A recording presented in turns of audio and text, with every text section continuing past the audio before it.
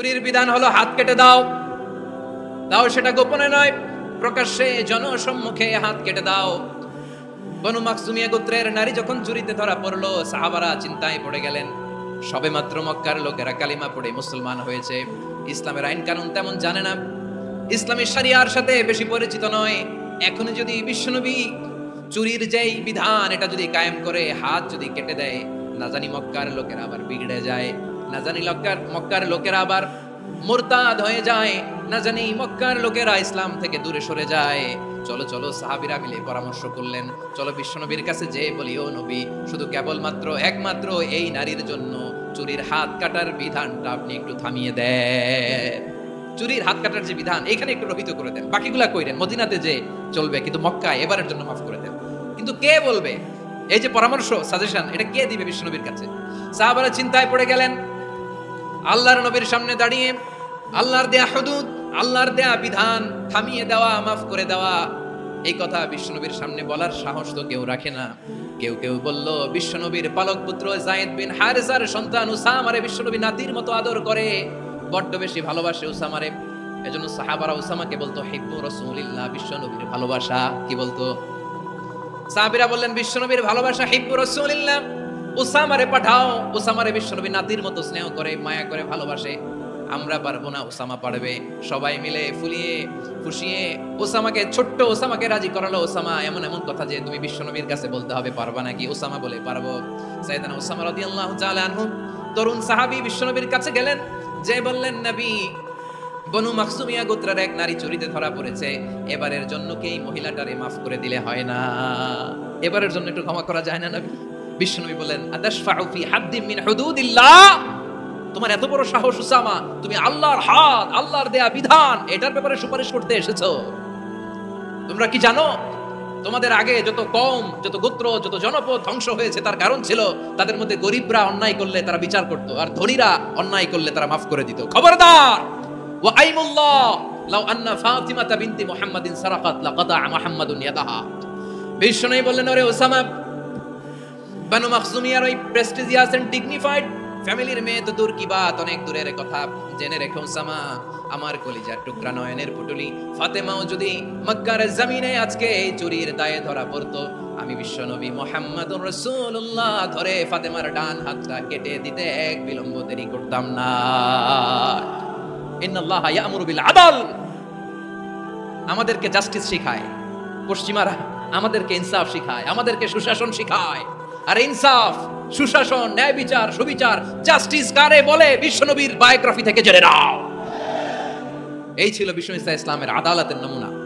আপনি যদি সাইয়েদনা ওমর ফারুকের জীবনের দিকে তাকান, এমন কঠোর, এমন বীর সেনানী ছিলেন। সাইয়েদনা ওমর ফারুক যদি রাস্তার এই মাথা দিয়ে হাঁটা শুরু করতেন, শয়তান ওমর ফারুককে দেখলে ওই রাস্তা রেখে দিয়ে অন্য রাস্তা দিয়ে হাঁটতো। সুবহানাল্লাহ। ওমর ফারুক রাদিয়াল্লাহু তাআলা কি পার্সোনালিটি ছিল, কি পার্সোনালিটি! আমাদের এলাকায় ছোট বাচ্চারা রাতে ভাত খেতে চায় না, আমার মেয়েটাও খেতে চায় না, এই এটা দিব ওইটা দিব, আজকে মাহফিলে আসার সময় বলে দিছে লিস্ট করে এটা এটা আনতে হবে। তো ছোট্ট বাচ্চাদের অনেক বায়না থাকে, ওরা রাতে খেতে চায় না। তো মায়েরা বিভিন্ন ভয় দেখায়, এই বাঘ আসবে, বাঘ আসবে খাও, এই ভূত আসবে, ভূত আসবে খাও। আপনারা কি বলেন চট্টগ্রামে? কি আসবে? হ্যাঁ, ভূত, ভূত, ভূত আসবে, বাঘ আসবে, খাও খাও খাও, তাড়াতাড়ি খাও। তো বাচ্চারা এগুলো শুনে ভয়ে খেতে শুরু করে। মদিনার জমিনেও একই ঘটনা ঘটতো। মদিনার ছোট ছোট সোনামণিরা খেতে চাইতো না, তো মায়েরা বলতো, হা হুয়া ইয়াতি উমর, হা হুয়া ইয়াতি উমর, ওই যে ওমর আসতেছে, ওমর। ওমরে ফারুকের কথা শুনলে বাচ্চারা একেবারে ঠান্ডা। সুবহানাল্লাহ পড়বেন না? প্রভু তুমি বলেছো রাসূল দেবে না, বলনি দেবে না ওমর, বলনি দেবে না হামজা তারিক, খালিদ বিজয় সমর। প্রভু তুমি বলেছো রাসূল দেবে না, বলনি দেবে না ওমর, বলনি দেবে না হামজা তারিক, খালিদ বিজয় সমর। প্রভু তুমি বলেছো রাসূল দেবে না। আল্লাহু আকবার। ওমর ফারুক রাদিয়াল্লাহু তাআলা আনহু, ওনার কথা শুনলে গায়ের মধ্যে গুজবাম হয়, গায়ের পশমগুলো দাঁড়িয়ে যায়। সুবহানাল্লাহ বলেন। কি পার্সোনালিটি ছিল, কি ব্যক্তিত্ব ছিল! মুনাফিকরা ওমর ফারুককে জমের মতো ভয় পেতেন।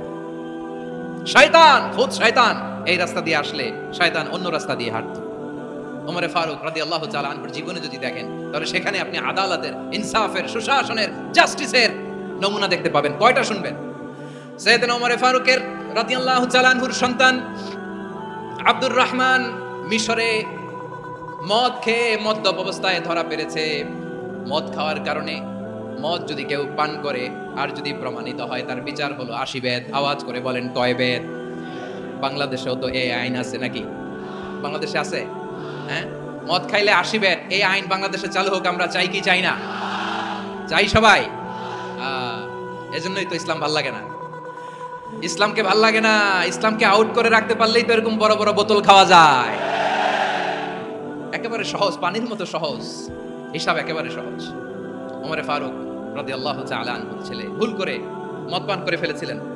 আব্দুর রহমান, ঘটনা ঘটেছে মিশরে। মিশরের গভর্নর তখন আমর ইবনে আস রাদিয়াল্লাহু তাআলা আনহু।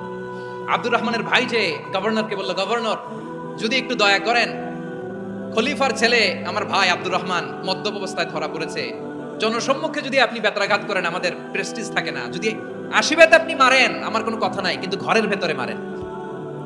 আব্দুর রহমানের ভাইয়ের সুপারিশ শুনে সাইয়েদনা আমর ইবনে আস রাদিয়াল্লাহু তাআলা আনহু রাজি হয়ে গেলেন। ঘরের ভেতরে লোকচক্ষুর আড়ালে 80 বেত তিনি মানলেন।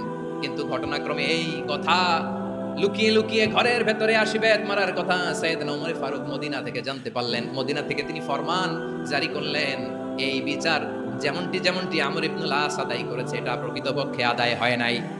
আসো সবাই মদিনায় আসো, আমর ইবনে আস মদিনায় আসো, আব্দুর রহমানও আসো, সবাই আসো, জনসম্মুখে এই বিচার কার্যকর করতে হবে। সাইয়েদনা ওমর ফারুক মসজিদে নববীর পিলারের মধ্যে নিজের ছেলেকে বাঁধলেন, আবার জনসম্মুখে 80টা বেত তার গায়ের মধ্যে মারলেন। মাজমুয়ে ফাতাওয়া ইবনে তাইমিয়া রাহিমাহুল্লাহ উনি এটা নকল করেছেন। এটা সবচেয়ে বিশুদ্ধ মত। আর অনেক মত আছে, মারা গেছে কবরের উপর, ওগুলো বাদই দিলাম। কেমন খলিফা ছিলেন, কেমন খলিফা! পশ্চিমারা তোমরা জাস্টিস আমাদেরকে শেখাও, ইনসাফ কারে বলে সুশাসন আমাদেরকে তোমরা শিখাও। ওমর ফারুক রাদিয়াল্লাহু তাআলা ওই বিচারকে তিনি ধর্তব্য মনে করেন নাই। মদিনাতে এনে আবার জনসম্মুখে আবার 80 বেত মেরেছেন। মিশরে ওমর ফারুক রাদিয়াল্লাহু তাআলা আমর ইবনে আসকে গভর্নর করে পাঠালেন। সেখানে আমর ইবনে আসের ছেলে একটা প্রতিযোগিতায় রানার আপ হয়েছে। এক মিশরি সেখানে চ্যাম্পিয়ন হয়েছে। রানার আপ বুঝতে পেরেছেন তো? রানার আপ সেকেন্ড হয়েছে, এক মিশরি হয়েছে চ্যাম্পিয়ন প্রথম। কিন্তু গভর্নরের ছেলে ও জিততে পারে নাই। ও রাগে ওই মিশরির গায়ের মধ্যে কয়েকটা লাঠি দিয়ে বাড়ি মেরেছে। মিশরি যে মদিনাতে ওমর ফারুকের কাছে বিচার দিলেন, আপনার গভর্নরের ছেলে অন্যায়ভাবে আমার গায়ে হাত তুলেছে। সাইয়েদনা ওমর ফারুক আবার ফরমান জারি করলেন, আসো মদিনাতে আসো। মিশরিকে ডাকলেন। ওই মিশরের গভর্নর আমর ইবনে আস রাদিয়াল্লাহু তাআলা আনহুকে ডাকলেন, তার ছেলেকেও ডাকলেন। সবাই বসে রইল। আমর ইবনে আস রাদিয়াল্লাহু তাআলা আনহু মাথা নিচু করে বসে আছেন, লজ্জায় কাচুমাচু। হায় হায়, আজকে আমার ছেলের কারণে আমিরুল মুমিনিন খলিফাতুল মুসলিমিন ওমর ফারুকের কাছে আমি জনসম্মুখে লজ্জিত হচ্ছি। সাইয়েদনা ওমর ফারুক বললেন, এই নাও লাঠি। গভর্নরের ছেলে তোমার মাথার মধ্যে যতগুলো বাড়ি মেরেছে, আজকে জনসম্মুখে তুমি অতগুলা বাড়ি মারো। মিশরি বলে, থাক, আপনি যে ডেকে আনছেন সবার সামনে এটা বলছেন, এতেই আমি খুশি। আল্লাহু আকবার! আপনার মহানুভবতা দেখে আমি খুশি, আর অপমানের দরকার নাই। ওমর ফারুক বলে, না, খবরদার, এই কথা মিশরি তুমি বলো না, মারো, যতগুলা বাড়ি মেরেছে মারো। বাধ্য হয়ে মিশরি আমর ইবনে আসের সামনে ওনার কলিজার টুকরা সন্তানের মাথার মধ্যে বাড়ি মারতে আরম্ভ করলেন। ঠিক যতগুলা বাড়ি গভর্নরের ছেলে আমর ইবনে আসের ছেলে মিশরির গায়ে মেরেছিল, মাথায় মেরেছিল, মিশরি গুনে গুনে ততটা মারলেন। এই দৃশ্য দেখে ওমর ফারুক রেগে মেগে আগুন, রাগের চোটে রাগ সামলাতে না পেরে, আর নিজেকে সামলাতে না পেরে মিশরিরে বললেন, ছেলেরে মারা শেষ হয়ে গেলে এবার বাবার টাক মাথার মধ্যে কয়েকটা বাড়ি মার। রাগের চোটে, আউট অফ অ্যাঙ্গার, রাগের চোটে, যে আমার পাঠানো গভর্নর আমর ইবনে আস তার ছেলেকে কেন আদব তারবিয়া কেন শিক্ষা দিতে পারে না। ছেলেরে মারা হইলে এবার আমর ইবনে আসের মাথার মধ্যে দুইটা মারো। এটা রাগে বলেছে, এটা শাস্তি হিসেবে না। সুবহানাল্লাহ পড়ে। তোমরা আমাদেরকে সুশাসন শিখাও, আমাদেরকে সুশাসন শিখাও। এক্সট্রা জুডিশিয়াল কিলিং এর কোনো হিসাব নাই। বিচার বহির্ভূত হত্যা, এনফোর্স ডিসঅ্যাপিয়ারেন্স, গুম, যেটা সবচাইতে বড় মানবতা বিরোধী অপরাধ।